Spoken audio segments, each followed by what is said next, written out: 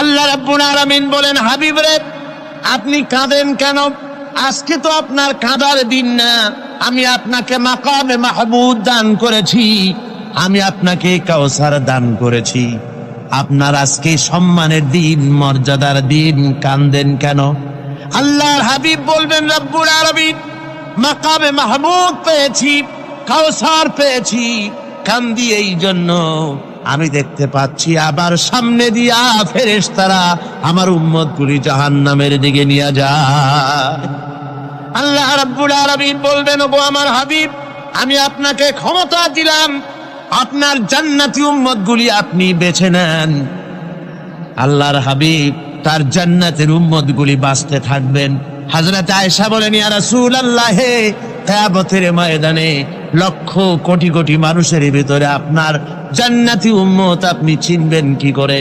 হুজুর বলেন, আয়েশা, কোন একটি ঘোড়ার কপাল যদি থাকে সাদা, এই সাদা কপালওয়ালা ঘোড়াটা যদি অসংখ্য ঘোড়ার ভিতরে যদি হারিয়ে যায়, তাহলে সাদা কপালওয়ালা ঘোড়ার মালিক তার ঘোড়াকে পাবে কিনা বলো? হযরত আয়েশা বলেন, হুজুর অনায়াসে পাবে। আল্লাহ রাব্বুল আলামিনের হাবিব বলেন, আয়েশা রে, কিয়ামতের ময়দানে আমার যেই উম্মতেরা নামাজি ছিল, দিনদার ছিল, পরেজগার ছিল, দুনিয়ার বুকে ঈমান নিয়ে যারা চলাফেরা করেছে, আমার দিন কায়েমের আল্লাহর দ্বীনের জন্য যারা কাজ করেছে, ওদের চেহারা নূর চমকাতে থাকবে, ঈমানের নূর কিয়ামতের দিন চমকাতে থাকবে। সেই ঈমানের নূর দেখে দেখে আমি আমার জান্নাতি উম্মতগুলি আমি বেছে নেব। নবীজি বলেছেন, কন্যার পিতাদেরকে গালি দিও না। অনেকে টিটকারি করে, বারবার মেয়ে হয় ছেলে একটাও হয় না, সেই জন্য টিটকারি বটকারি করে। আল্লাহর নবী বলেছেন, মেয়ের পিতাকে গালি দিও না, ঠাট্টা করো না, যেহেতু আমি মুহাম্মদ রাসূলুল্লাহ সাল্লাল্লাহু আলাইহি ওয়াসাল্লাম, আমি মেয়েদের পিতা, আমি নিজে মেয়েদের পিতা। খাও না, মেয়েদের পিতাকে গালি দিও না। রাসূলুল্লাহ বলেছেন, আকাশের নিচে জমিনের উপরে খাদিজার মতো মহিলা আর নাই। সেই হযরতে খাদিজা রাসূলের 4টি মেয়ে পেটে ধারণ করেছিলেন। সুবহানাল্লাহ। মেয়ের প্রতি রাসূলুল্লাহ যথেষ্ট মহব্বত করতেন, মেয়েকে খুব ভালোবাসতেন হুজুর সাল্লাল্লাহু আলাইহি ওয়াসাল্লাম। হুজুরের কলিজার টুকরা ছিলেন মা ফাতিমা রাদিয়াল্লাহু তাআলা আনহা। হুজুর যখন কোথাও যেতেন, সকলের শেষে দেখা করতেন ফাতেমার সঙ্গে, আর বিদেশ থেকে সফর করে এসে সকলের আগে দেখা করতেন ফাতেমার সঙ্গে। সুবহানাল্লাহ। রাসূলুল্লাহ আরো বলেছেন, তোমরা যখন বাজারে যাবে বা ব্যবসা করতে যাবে বা বিদেশে যাবে, আসার সময় যে সব হাদিয়া নিয়ে আসো। আমরা যখন বাইরে যাই, বাজারে যাই, কিছু হাদিয়া আনি না? জামা, কাপড়, চকলেট ইত্যাদি আমরা আনে থাকি। রাসূলুল্লাহ বলেছেন, হাদিয়াগুলি তোমরা যারা বিদেশে যাও, বাজারে যাও, হাদিয়া আনবে, আর এনে ঘরের মধ্যে ঢুকে তা শুরু করবে মেয়েকে দিয়ে। প্রথমে দেবে মেয়েকে। সুবহানাল্লাহ। মেয়ের মর্যাদা ইসলামে সব চাইতে বেশি। কোন যুগে? যে যুগে মেয়ে হলে পরেই মাটির নিচে ঘেরে রাখতো, আছাড় মেরে মেরে ফেলে দিত। বেআইয়ি যামবিন কুতিলাত, কোন অপরাধে তাদেরকে হত্যা করা হলো, আল্লাহ পাক কোরআনে কারীমের মধ্যে বলেছেন। তাদের অপরাধ আর কিছু না, তারা নারী, এই জন্য তাদেরকে মেরে ফেলা হতো। রাসূলুল্লাহ তাদের ইজ্জত দিলেন। সুবহানাল্লাহ বিহামদি। রাসূলুল্লাহ সম্মান দিলেন, ইজ্জত দিলেন তাদেরকে। কন্যা হিসাবে নারীর এই মর্যাদা। ফাতেমাকে রাসূল এত ভালোবাসতেন, ইন্তেকালের সময় হযরত ফাতেমা কাঁদতে কাঁদতে বেহুশ হয়ে যাওয়ার উপক্রম হয়ে গেছে। রাসূলুল্লাহ হযরত ফাতেমাকে ইশারা দিলেন। হযরত ফাতেমা তার কান নিয়ে রাসূলুল্লাহর মুখের কাছে লাগাই দিলেন। আল্লাহ নবী কি যেন বললেন কানে কানে, হযরত ফাতেমার কান্না বন্ধ হয়ে গেল। হযরত আয়েশা বলেন, মা, রাসূলুল্লাহ তোমার কানে কানে কি বললো আর তোমার কান্না বন্ধ হয়ে গেল? হযরত ফাতেমা বলেন, ইয়া আম্মা জান, আমার আব্বা আমার কানে কানে বললো, মা ফাতেমা তুই কাঁদিস না, তোর কান্না আমার বরদাস্ত হয় না, তোমাকে কাঁদতে হবে না। আমি তোমাকে সুসংবাদ দিয়ে যেতেছি, আমি মরে যাওয়ার পর সর্বপ্রথম তোমার সাথে আমার দেখা হবে। রাসূলুল্লাহর এই ভবিষ্যৎবাণী হযরত ফাতেমা বুঝতে পেরেছেন যে হুজুরের ইন্তেকালের পরে আমার বেশি দেরি হবে না, আমিও তাড়াতাড়ি হুজুরের সাথে শামিল হতে পারবো। হুজুরের ইন্তেকালের 6 মাস পরই হযরত ফাতেমা রাদিয়াল্লাহু তাআলা আনহা ইন্তেকাল করেছিল। কন্যা হিসাবে নারীর মর্যাদা ইসলাম অনেক অনেক গুণে বাড়িয়ে দিয়েছে। এই কন্যা শিশু, কৈশোর, যৌবন পেরিয়ে যখন যৌবনে তার বিয়ে হয়ে যায়, আল্লাহ রাব্বুল আলামিন তখন বলেন, ওয়া মিন আয়াতিহি আন খালাকা লাকুম মিন আনফুসিকুম আজওয়াজান লিতাসকুনু ইলাইহা ওয়া জাআলা বাইনাকুম মাওয়াদ্দাতান ওয়া রাহমা। আল্লাহ পাক বলেন, আমার নিদর্শনের ভিতরে এটিও একটি নিদর্শন, আমি তোমাদের থেকে তোমাদের জোড়া তৈরি করেছি, তোমাদের স্ত্রীদেরকে তৈরি করেছি, তোমাদের সাথে তোমাদের স্ত্রীর ভালোবাসা সৃষ্টি করেছি, মহব্বত সৃষ্টি করেছি। এই মহব্বত আমি আল্লাহ তৈরি করেছি।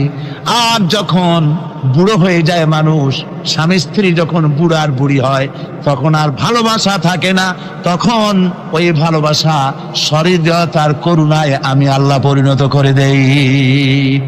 বুড়ার জন্য তখন বুড়ি ছাড়া আর উপায় নাই, বুড়িরও আর বুড়া ছাড়া উপায় নাই।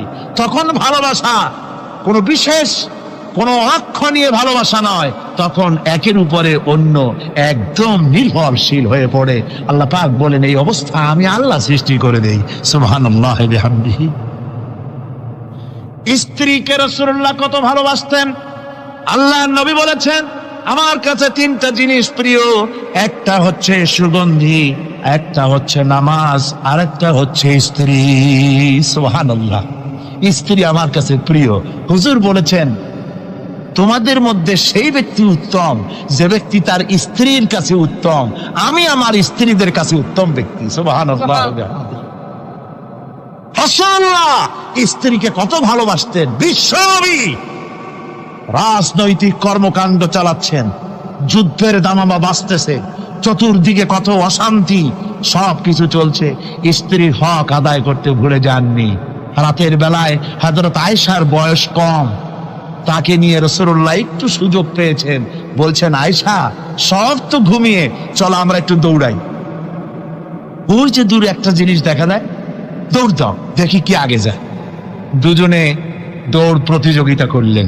দৌড় প্রতিযোগিতায় হযরত আয়েশা ফার্স্ট হলেন, হুজুর পিছনে পড়ে গেলেন। হযরত আয়েশা খুব আনন্দ করলেন যে আপনি কিন্তু আমার সাথে দৌড়ে পারলেন। পরবর্তী কিছু কাল যাওয়ার পর হযরত আয়েশা বলেন, হুজুর আজকে আবার বললেন যে চলো আয়েশা একটু দৌড়াই। হযরত আয়েশা বলছেন যে সেদিনের তুলনায় আমার শরীর একটু, আমি মুটিয়ে গেছি, শরীরটি স্থূল হয়েছে, আমি আজকে দৌড়ালাম কিন্তু পারলাম না। রাসূল আগে চলে গেলেন। আমি হাঁপাতে হাঁপাতে যখন হুজুরের কাছে চলে গেছি, হুজুর তখন মুস্কি হেসে আমাকে বললেন, আয়েশা ওই সেই দিনের জবাব আজকে দিয়ে দিলাম। সুবহানাল্লাহ বিহামদিহি, সুবহানাল্লাহ বিহামদিহি। বিশ্ব নবী কত বড় আদর্শ বিশ্ব মানবতার জন্য। তিনি বলেছেন, আরাফাতের ময়দানে রাসূলুল্লাহ বলেছেন, তোমরা যেমন পড়বে তোমার স্ত্রীদেরকে তেমন পড়াবে, তোমরা যেমন খাবে তোমার স্ত্রীদেরকে তেমন খাওয়াবে। স্ট্যান্ডার্ড মেনটেন করবে। তুমি ভালো দামের কাপড় পরবে, স্ত্রীকে খারাপ দিবে তা নয়। অধিকার দুজনেরই সমান, স্বামী এবং স্ত্রী সমান অধিকার। কিন্তু আমরা তা বুঝতে পারি না, বুঝতে চাই না। আমরা অনেকে মনে করেছি বিয়ে যখন করছি তখন আমি তো নওয়াবজাদা নসরুল্লাহ খান, আর বউ তো কেনা দাসী না। সে কিন্তু দাসী নয়, তার মর্যাদা আছে, তার সম্মান আছে, তার সম্মান আপনাকে দিতে হবে। রাসূলুল্লাহ দিয়েছেন, আপনাকেও দিতে হবে। রান্না বান্না হতে দেরি হয়, কত গালাগালি শুনতে হয় নারীকে। আল্লাহর নবীর স্ত্রী হযরত আয়েশা বলেছেন, আল্লাহর নবীর কাজ করে, মানুষের সঙ্গে কথা বলে, রাষ্ট্রীয় দায়িত্ব পালন করে, ঘরের ভিতরে এসে যখন দেখেছেন রান্না হতে দেরি আছে, রাসূলুল্লাহ বিরক্ত হন নাই, ভ্রু কুঞ্চিত করেন নাই, চোখ মোটা করেন নাই, আমাকে কোনো কথা শোনান নাই, বরং আমার কাছে বসে রান্নায় আমাকে সহযোগিতা করেছেন। সুবহানাল্লাহ বিহামদি। এই হলো আল্লাহ রাসূল, এই হলো বিশ্ব নবী। স্ত্রীর সঙ্গে কি মহব্বত! সুবহানাল্লাহ বিহামদি। হুজুর মহব্বত করতেন স্ত্রীদেরকে। রাসূলুল্লাহর ঘরে দৌলত ছিল না, কিন্তু মহব্বত দিয়ে ভরা ছিল ঘরটা। হুজুরের ঘরে ফ্রিজ নাই, এসি নাই, হুজুরের ঘরে কার্পেট নাই, হুজুরের ঘরের মধ্যে জাজির নাই, তোশক নাই, বড় বড় কম্বল নাই, আরামের কোনো জিনিস নাই, মডার্ন ইকুইপমেন্টস কিচ্ছু নাই, দৌলত নাই, কিন্তু মহব্বত দিয়ে ঘরটা ভরা। হযরত আয়েশা বলেছেন, যখন আমি পানি পান করে গ্লাস রেখে দিতাম, আল্লাহর নবী তখন গ্লাসের সেই জায়গায় ঠোঁট লাগাতেন যেখানে আমি ঠোঁট লাগাইয়া পানি পান করেছি। আমি গোশত চিবোতাম, রাসূলুল্লাহ আমার হাত থেকে গোশত টুকরা নিয়া সেই জায়গায় চিবোতেন যেখানে আমি চিবয়েছি। সুবহানাল্লাহ। আমার ভাইরা, রাসূল তার স্ত্রীদেরকে মহব্বত করতেন, স্ত্রীরাও রাসূলকে মহব্বত করতেন দারুণ ভাবে। একবার হযরত আয়েশা সিদ্দিকা রাদিয়াল্লাহু তাআলা আনহা হুজুরকে গোসল করাতে ছিলেন, মাথার উপরে পানি ঢালতেছেন, হুজুর একটা চৌকির উপরে বা একটা তক্তার উপরে বসে আছেন। গোসলের পানির ভিতরে রাসূলুল্লাহ দেখতে পেলেন রক্তের মতো কি যেন প্রবাহিত হয়ে যাচ্ছে। হুজুর জিজ্ঞেস করেন, আয়েশা রে, পানির ভিতরে রক্তের মতো কি দেখা যায়? হযরত আয়েশা বলেন, হুজুর আপনি যখন বসেছিলেন অসতর্ক মুহূর্তে তক্তার নিচে আমার একটা আঙ্গুল পড়েছিল, পায়ের আঙ্গুলটা ফেটে বোধহয় রক্ত বেরোতেছে। রাসূলুল্লাহ তাড়াতাড়ি করে উঠলেন আর ওই আঙ্গুলকে ব্যান্ডেজ করে দিলেন। রাসূলুল্লাহ বললেন, আয়েশা রে, আঙ্গুল ফেটে গেছে, একটু আহাহু পর্যন্ত করলে না, এতক্ষণ তুমি কষ্ট করলে কেন? হযরত আয়েশা বলেন, ইয়া রাসূলুল্লাহ, ওটা তো একটা পায়ের আঙ্গুল। আয়েশার কলিজাটা ফেটে যদি রক্ত বেরোতো, রাসূলুল্লাহকে উঠতে বলতে আমি পারতাম না। কি মহব্বত রাসূলের সাথে। হযরত আয়েশা বলেন, হুজুর সাল্লাল্লাহু আলাইহি ওয়াসাল্লাম স্ত্রীদেরকে এত ভালোবাসতেন, আমাদের ঘরে গোশত টোস্ত তেমন রান্না বান্না খুব কম হতো। গোশত রান্না হবে কি, মাসের পর মাস চলে গেছে রাসূলের বাড়িতে, হুজুর স্ত্রীরা বলেছেন আমাদের ঘরে চুলে আগুন জ্বলে নাই, একটু শুকনা রুটি, একটু শুকনা খেজুর আর একটু পানি খেয়ে আমাদের জীবন চলেছে, এরকমের অবস্থা হয়েছে। তারপরে এই অবস্থা চলেছে, এর মধ্যে যদি কখনো একটু গোশত আসছে, হুজুর যখন ছাগল ইত্যাদি ছাগল দুম্বা জবাও করেছেন, এই দুম্বার গোশত নিয়ে, ছাগলের গোশত নিয়ে রাসূলুল্লাহ নিজে বেরোতেন। হযরত খাদিজার বান্ধবী কোথায় আছে খুঁজে ওই বান্ধবীর কাছে গোশত পৌঁছে দিয়ে আসতে। হযরত আয়েশা বলেন, একদিন আমার ঘুম ভেঙে গেল, দেখি হুজুর আমার কাছে নাই, গেলেন কোথায়? খুঁজতে খুঁজতে যায় দেখি মসজিদে নববীর ভিতরে হুজুর হাত তুলে বসে আছেন, মোনাজাত করতেছেন। আমি পেছনে গিয়ে হাত তুললাম, আমি শুনতে পাচ্ছি নবীজি দোয়া করছেন, রব্বুল আলামিন কিয়ামতের ময়দানে যেদিন সন্তান তার পিতাকে ভুলে যাবে, মা তার সন্তানকে হারায় ফেলবে, ওই কঠিন হাসরের ময়দানে আমি যেন আমার খাদিজাকে হারাইয়া না যাই। মুনাজাতের শেষে হযরত আয়েশা বলেন, ইয়া রাসূলুল্লাহ, খাদিজার কথা আপনার এত কেন বারবার মনে পড়ে? একটা বুড়িরে বিয়ে করেছিলেন 25 বছর বয়সের সময়, 40 বছর বুড়ি, তার কথা কেন এত মহব্বত আপনার মনে পড়ে? তার থেকে যুবতী মেয়ে, সুন্দরী মেয়েকে আপনার স্ত্রী হিসেবে আপনি পান নাই। হুজুর বলেন, আয়েশা রে, খাদিজার সম্পর্কে এমন কথা তুমি আর বলো না, তোমরা সবাই আমার সুখের দিনের স্ত্রী, আর খাদিজা আমার এমন সময় স্ত্রী ছিল যখন মক্কায় আমার আশ্রয় ছিল না, তামাম মক্কা নগরীতে আমার আশ্রয় ছিল না। খাদিজার সঞ্চিত সমস্ত ধনরাশি ইসলাম কবুল করার পর দুহাতে খাদিজা বিতরণ করে দিয়েছে। হযরত আয়েশা বলেন, হুজুর আমার গোস্তাকি মাফ করে দেন, আমি আর এরকম বলবো না, তবে খাদিজা সম্পর্কে আমার কিছু একটু শোনান। হুজুর বলেন, আয়েশা রে শোনো, গভীর রাত যত রাত হোক না কেন, ইসলামের দাওয়াত দিয়ে দিয়ে গভীর রাত্রে আমি যখন বাসায় ফিরেছি, ঘরে এসেছি, দরজায় একটা মাত্র ডাক দিয়েছি, খাদিজা, অমনি দরজা খুলে গেছে। আমি জিজ্ঞেস করেছি, খাদিজা রে, যত রাত্রে আসলাম, যতবার আসলাম, একটা ডাকের বেশি লাগলো না, তুমি কি ঘুমাও না? হযরতে খাদিজা বলেছেন, ইয়া রাসূলুল্লাহ, আমার মনের ভিতরে ভয় থাকে, আল্লাহ রাসূল দিনের খেদমতে বাইরে আছেন, আমি যদি আরামে বিছানায় ঘুমায় থাকি আর নবীজি দরজার কাছে দাঁড়ায় আমারে ডাকাডাকি করবেন, উঠতে যদি দেরি হয়ে যায় নবীজির সঙ্গে বেয়াদবি হয়ে যাবে, এই মনে করে আপনি না আসা পর্যন্ত দরজার সাথে পিঠ লাগাইয়া আমি দাঁড়াইয়া দাঁড়াইয়া ঘুমাই। আমার ভাইরা, হযরতে খাদিজার ইজ্জত স্বয়ং আল্লাহ দিয়েছেন। কে দিয়েছেন? হাদিস শরীফে এসেছে রাসূলুল্লাহ জাবালে নূরে বসা, গারে হেরার ভিতরে বসা, হযরতে জিবরাইল রাসূলুল্লাহর সঙ্গে কথা বলতেছেন।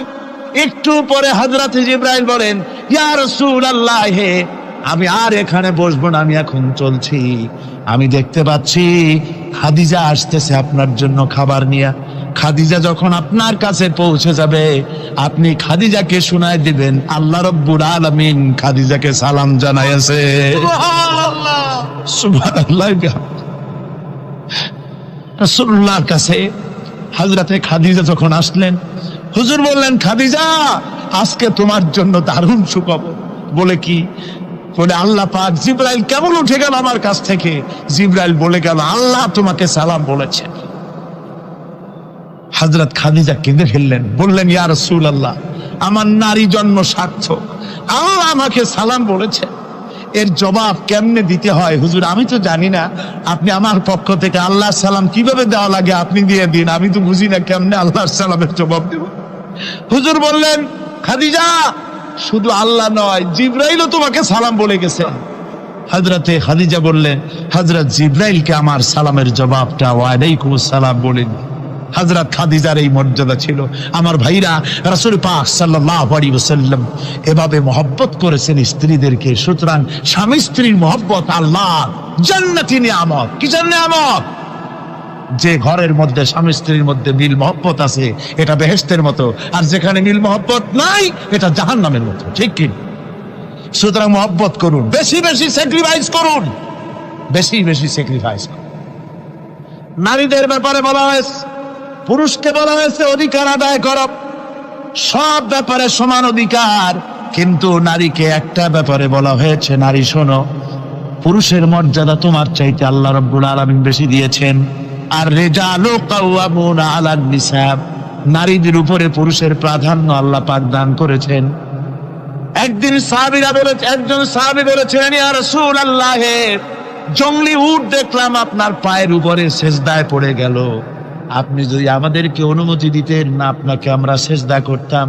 আল্লাহর নবী বললেন, মানুষ মানুষকে সেজদা করা এ পারমিশন যদি আমি দিতাম তাহলে দুনিয়ার সমস্ত স্ত্রীদেরকে বলতাম তারা যেন তাদের স্বামীকে সেজদা দেয়। স্বামীর মর্যাদা এখানে বেশি। সুতরাং অধিকার সমান, কোনো সন্দেহ নাই, কিন্তু স্বামীর একটা আলাদা মর্যাদা আছে, সেই সম্মানও তাকে দিতে হবে। এরপরে এই সমান অধিকারের ভিত্তিতে স্বামী স্ত্রী চলতে থাকে, মাঝখানে আল্লাহ পাক তাদেরকে সন্তান দান করেন। আল্লাহ তাদেরকে, নারীকে লেখাপড়ার অধিকার দিয়েছেন, ইসলাম তাকে লেখাপড়ার অধিকার দিয়েছে, শিক্ষার অধিকার দিয়েছে। হযরত আয়েশা সিদ্দিকা রাদিয়াল্লাহু তাআলা আনহা শিক্ষয়িত্রী ছিলেন, হাফেজা ছিলেন, হাদিসের হাফেজা ছিলেন, কোরআনের হাফেজা ছিলেন, হাজার হাজার সাহাবায়ে কেরামদের তিনি ওস্তাদ ছিলেন। সুবহানাল্লাহ বলেন। নারীদের ব্যাপারে অধিকাংশ মাসালা হযরত আয়েশা সিদ্দিকা রাদিয়াল্লাহু তাআলা আনহার অবদান। সুবহানাল্লাহ। নারী যুদ্ধ করেছে, যুদ্ধের ময়দানে নারীর অধিকার আছে। নারী চাকরি করতে পারবে, নারী ব্যবসা করতে পারবে, নারী লেখাপড়া করতে পারবে, নারী সেনাবাহিনীতে যেতে পারবে, নারী সব করতে পারবে, কিন্তু পর্দার মাধ্যমে। একটা লোক গিয়ে কাঁদতেছিল মুসলমান হওয়ার পরও। হুজুর কয়, কান্দো কেন? কই যে আমার গুনাহ কি মাফ হয়েছে? হুজুর বলেন, হ্যাঁ মাফ হয়ে গেছে, কলেমা পড়ছো মাফ হয়ে গেছে। কয় যে হুজুর আমি তো মারাত্মক গুনাহ করছি। বলে কি? বলে আমার একটা মেয়ে, সেই মেয়েটাকে নিয়ে আমি, ঘটনা লম্বা, আমি সংক্ষেপে বলতেছি, মেয়েটাকে ফাঁকি দিয়া তারা আমি মারবো, বুঝতে দেই নাই আমার বউরে। বললাম চলো বেড়াইতে যাই, মেয়েটা আমার সাথে সাজায় দিয়েছে তার মা বেড়াতে নিয়ে যাবো এই কথা মনে করে। মেয়েটা কদ্দূর যায়, আবার আব্বা আব্বা বলে আমার দিকে ফিরে আসে, আবার পিছনে থাকে, আবার আব্বা আব্বা বলে জড়ায় ধরে। এইভাবে করতে করতে যখন নির্জন এলাকায় গেলাম, আমি পাহাড়ের পাশে গর্ত খোঁড়া আরম্ভ করলাম। গর্ত খুঁজি আর মাটি ছিটে এসে আমার দাড়িতে লাগে। বাচ্চা মেয়েটা আমার কাছে এসে দাড়ি দিয়ে ধুল ঝাড়ায় দেয়, কয় আব্বা তোমার দাড়িতে ধুল লাগতেছে, তুমি এই কষ্ট করতেছো কেন? মেয়ে তো বোঝে না যে আমি তার জন্য কবর খুঁজতেছি। কবরটা খোঁড়া হয়ে যাওয়ার পর মেয়েটারে বান্ধা শুরু করলাম। মেয়ে এখন কাঁদতেছে, বাবা আমার বান্ধব কেন? আমি তারে বাঁধা জোরে ওর মধ্যে নিক্ষেপ করে দিলাম। মেয়েটা গর্তের মধ্যে বসে চিৎকার করে বলছে, আব্বা তুমি আমারে বাঁচতে দাও, আমি তোমারে বাপ বলে সমাজে হ্যাঁ করবো না, আমি ভিক্ষা করে খাবো, আমার বেরো না। লোকটি বলছি, ইয়া রাসূলুল্লাহ, আমার মনে দরদ আসলো না। আমি একটা পাথর উঁচু করে আমার মেয়ের বুক লক্ষ্য করে জোরে মেরে দিলাম। বুকটা ফেটে রক্ত ফিনকি দিয়ে উঠলো, আর মেয়ের বুক থেকে আওয়াজ বেরোলো, আব্বা। আমার কানে যেন এখনো সেই আওয়াজ বাজে। হাদিস শরীফে এসেছে, হুজুরের চোখের পানি দাড়ি ভিজে ভিজে জামার উপরে পড়তেছিল। হুজুর বললেন, আহারে, মানুষেও পারে এইরকম কাম করতে।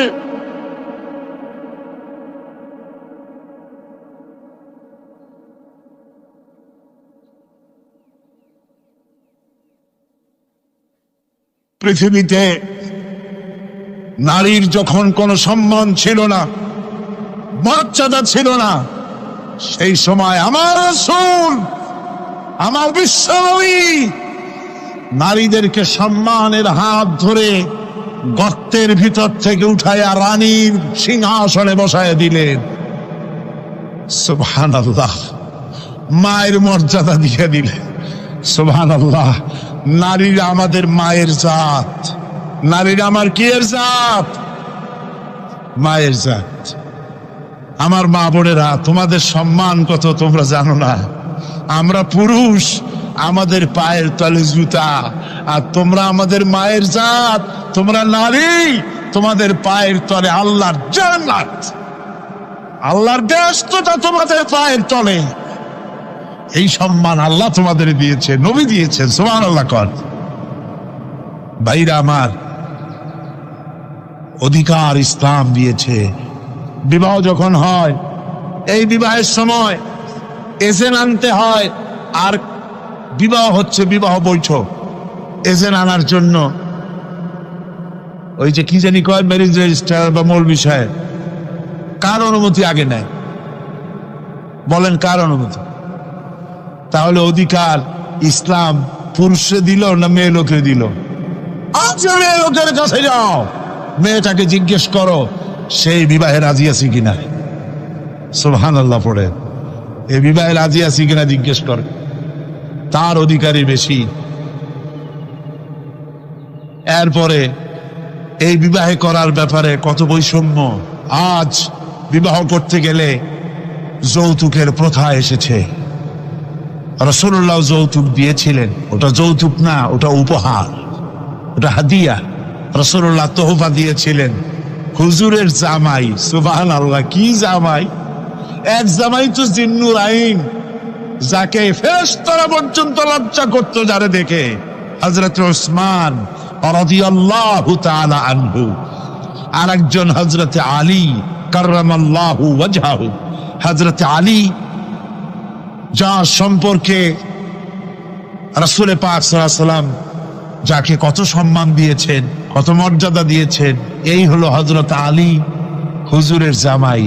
আনা মদিনাতুল ইলম ওয়া আলিয়ুম বাবুহা, আমি হলাম জ্ঞানের রাজ্য, আর আলী হলো সেই রাজ্যে প্রবেশের দরজা। সুবহানাল্লাহ। ভাইরা, এই হলো জামাই। আর মেয়ে খাতুনে জান্নাত, বিনতে রাসূল, বেহেশতের সমস্ত রমণীদের সরদারিনী মা ফাতিমাতুজ জাহরা রাদিয়াল্লাহু তাআলা আনহা। কি উপহার দিলেন বিয়েতে রাসূল! এই মেয়ে আর এই জামাই। উপহার হলো খেজুরের ছোবড়ার একটা তোষক, পানি উঠাবার জন্য একটা মশক, আর আটা পেশা একটা জাতা। এই হলো নবীর মেয়ে আর জামাইয়ের জন্য উপহার। রসুলের প্রতি কি ভালোবাসা দেখেছেন। হযরত উম্মে হাবিবা রাদিয়াল্লাহু তাআলা আনহা, আমাদের মা আবু সুফিয়ান রাদিয়াল্লাহু তাআলা আনহু, তার মেয়ে, তার কাছে আবু সুফিয়ান তখনও কাফের, সেই কুফরি হালতে মেয়ের ঘরে গিয়েছেন। যাওয়ার পরে হযরত উম্মে হাবিবা বাপ যখন বসতে গিয়েছেন, তখন উম্মে হাবিবা বলছেন যে আব্বা একটু দাঁড়ান। এই অবস্থায় দাঁড়াতে বলে বিছানাটা উল্টায় দিয়া তারপরে বললেন যে বসেন। বাপ মনে খুব দুঃখ পেলেন। আবু সুফিয়ান বললেন, মা উম্মে হাবিবা, আমি তোমার পিতা, ভালো একটা বিছানা থাকলে তাই বিছায় দেওয়া উচিত ছিল, আর তুমি বিছানাটা উঠাইয়া তারপরে আমারে খালি জায়গায় বসতে বললা, আমি তোমার ব্যবহারে আহত হলাম। হযরত উম্মে হাবিবা বলেন, আব্বা জান, নিশ্চয়ই আপনি আমার আব্বা, শ্রদ্ধেয় পিতা, কোনো সন্দেহ এতে নাই, কিন্তু আপনি একজন কাফের। আল্লাহর রাসূল যে বিছানায় বসেন, সেই বিছানা আমি একটা কাফেরকে বসতে দিতে পারি না। সুবহানাল্লাহ বিহামদি। তিনজনের দোয়া কবুল হবে আল্লাহর দরবারে। তার মধ্যে একজন হলেন মাজলুম ব্যক্তি, যে ব্যক্তি অত্যাচারিত, যে ব্যক্তি মুসাফির, প্রবাসী, তার দোয়া কবুল হবে। আর মা বাপ যদি সন্তানের জন্য দোয়া করে, ওই দোয়া আল্লাহ রব্বুল আলামিনের দরবারে মঞ্জুর হয়ে যায়। আল্লাহ রব্বুল আলামিন মা বাপ সম্পর্কে বলেন, মা বাবের জন্য আমার কাছে দোয়া করবি বান্দারা, আমার কাছে দোয়া করবি। দোয়াটা আল্লাহ পাক শেখাচ্ছেন, রব্বিরহামহুমা কামা রব্বায়ানি সাগীরা। পড়েন সবাই, রব্বিরহামহুমা কামা রব্বায়ানি সাগীরা। একটু জিকির করেন, লা ইলাহা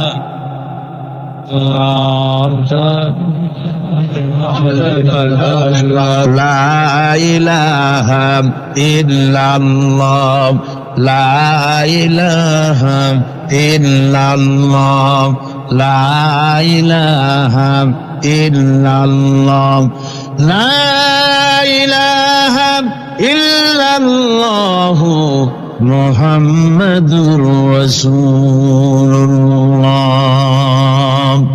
আমার ভাইরা, আল্লাহ পাক শিখাচ্ছেন, বান্দা তোর মা বাপের জন্য আমার কাছে দোয়া কর। আল্লাহ রব, আয় আমার প্রভু, আমার মা বাপ যেমন ছোটবেলায় আমাকে স্নেহের কোলে লালন পালন করেছে, আয় আমার আল্লাহ, তুমি আমার মা বাপকে তোমার রহমতের কোলে লালন পালন করো। আল্লাহ শিখাই দিয়েছেন। আমার ভাইরা, প্রত্যেক নামাজের পরে এই দোয়াটা ভুলে যাবেন না। ভুলে যাবেন? ভুলে যাবেন? আমার ভাইরা, আমার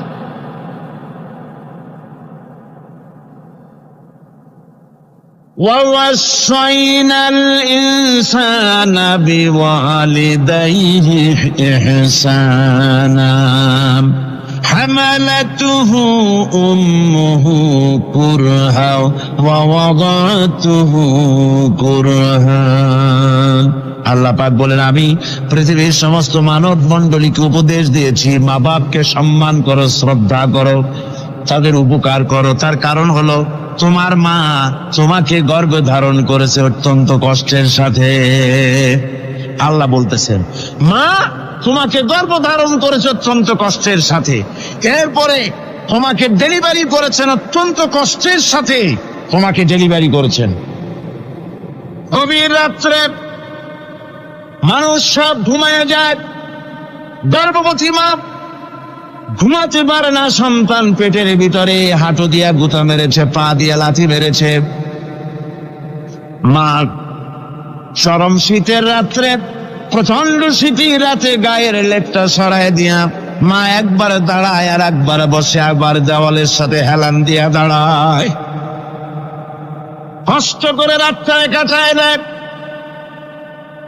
আবার সারাদিন সংসারের জন্য কাজ করেছেন, রান্না বান্না করেছেন মা, সকলকে খাওয়াইয়া মা শেষের দিকে খেতে গেছেন।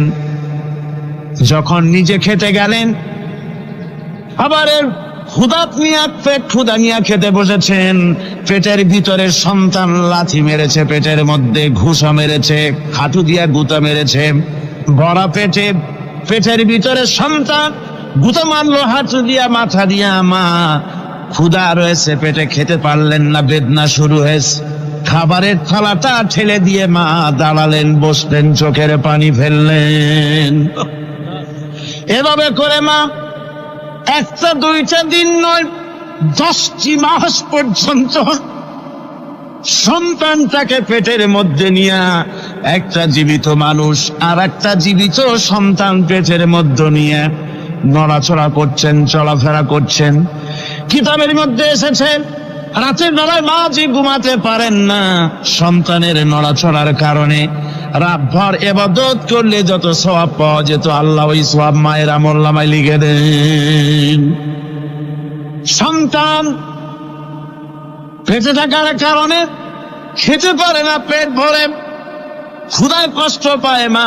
এই জন্যে 10 মাস ধরে রোজা রাখলে যে সওয়াব হতো, আল্লাহ রাব্বুল আলামিন মায়ের আমলনামায় রোজার সওয়াব লিখে দেন। 10 মাস পরে গেল, সন্তান ডেলিভারির সময় চলে এলো। মায়ের মন বিমর্ষ, সন্তান ডেলিভারি হবে, না জানি মরে যাই নাকি, না জানি অপারেশন লাগে নাকি, কি অবস্থা হবে। মা খেতে পারে না, মুখটা শুকায়া যায়। ডেলিভারির সময় যখন আসে, নবমের কাছ থেকে বিদায় নিয়ে যায়, স্বামীকে একান্তে গোপনে ডেকে নিয়ে বলে, প্রাণের স্বামী, দীর্ঘদিন একসঙ্গে ঘর কন্যা করেছি, অপরাধ হয়ে যেতে পারে, আমারে মাফ করে দিও। আমার মনে হয় এবার আমি আর বাঁচবো না। সংসার থাকলো, চাবি থাকলো, সব বুঝে নাও, আমারে মাফ করে দিও। মা চলে গেল সতিকা গৃহে, ক্লিনিকে চলে গেল, অপারেশন থিয়েটারে চলে গেল, অথবা ডেলিভারির জায়গায় চলে গেল।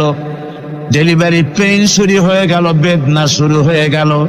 এক একটা বেদনা যেন মায়ের এক একটা মৃত্যু যন্ত্রণা শুরু হয়ে যায়।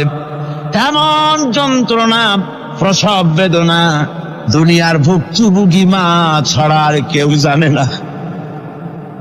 এই চরম বেদনার ভেতর দিয়ে, চরম কষ্টের ভিতরে মা যখন একটা বাচ্চা প্রসব করলো, জিহাদের ময়দানের মতো মা রক্তাক্ত হয়ে গেলেন, সন্তান দুনিয়ায় এলো। মা তখন অস্থির থাকেন।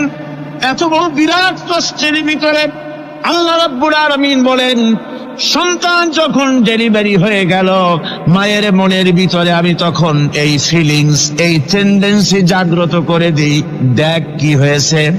মা তখন দেখতে চায় কি হয়েছে। মায়ের সামনে যখন এত কষ্টে হৃদয় বিংড়ানো, কলিজার 32টি নাড়ি ছেঁড়া যন্ত্রণার সন্তান যখন মায়ের চোখের সামনে আসে, আল্লাহ পাক বলেন, মা যখন তার ছেলের মুখের দিকে তাকায়, মেয়ের মুখের দিকে তাকায়, আল্লাহ বলেন 10 মাসের পেটে ধরা কষ্ট আর ডেলিভারির সব কষ্ট মায়ের মন থেকে মুছে ফেলে দেই। আল্লাহ রাব্বুল আলামিন বলেন, খবরদার দুনিয়ার মানুষ, এমন মায়ের সাথে নাফরমানি করবি না, এ মায়ের সাথে নাফরমানি করবি না, মাকে সম্মান করবি, মার কাছে দোয়া চাবি। দুনিয়ায় যদি সম্মান চাও, রিসপেক্ট চাও, মায়ের পায়ে ধরে কাঁদো। মায়ের জাতি অনেক সম্মান তার। রাসূল করিম সাল্লাল্লাহু আলাইহি ওয়াসাল্লামকে প্রশ্ন করা হয়েছে, হুজুর খেদমত করবো কার? হুজুর কয় মায়ের। তারপরে কার? হুজুর কয় মায়ের। তারপরে কার? হুজুর বলেন মায়ের। তারপরে কার? তোমার পিতার। 3 গুণ। তোর মায়ের মর্যাদা 3 গুণ বেশি, তোর বাবার চাইতে মর্যাদা বেশি। সুবহানাল্লাহ পড়ে। আর আজকে ইসলামের শত্রুরা তারা বলে যে ইসলাম নারীর অধিকার আদায় করে নাই। নারীর অধিকার ইসলাম দেয় নাই তো কে দিয়েছে? আমার বন্ধুগণ, বিশ্বনবী জনাবে মুহাম্মদ রাসূলুল্লাহ সাল্লাল্লাহু আলাইহি ওয়াসাল্লাম মসজিদে নববীর ভিতরে বসে আছেন। এক বৃদ্ধা মহিলা মসজিদের মধ্যে প্রবেশ করলেন।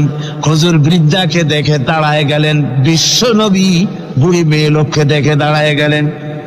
আল্লাহ নবী বুড়িকে দেখে দাঁড়ালেন। বুড়ি যখন কাছে এলেন, আল্লাহর নবী নিজের গায়ের চাদর বুড়ির জন্য বিছায়া দিলেন। বুড়ি বসলেন। এরপরে কথাবার্তা সারার পর বুড়ি যখন বিদায় হবেন, হুজুর আবার দাঁড়ালেন।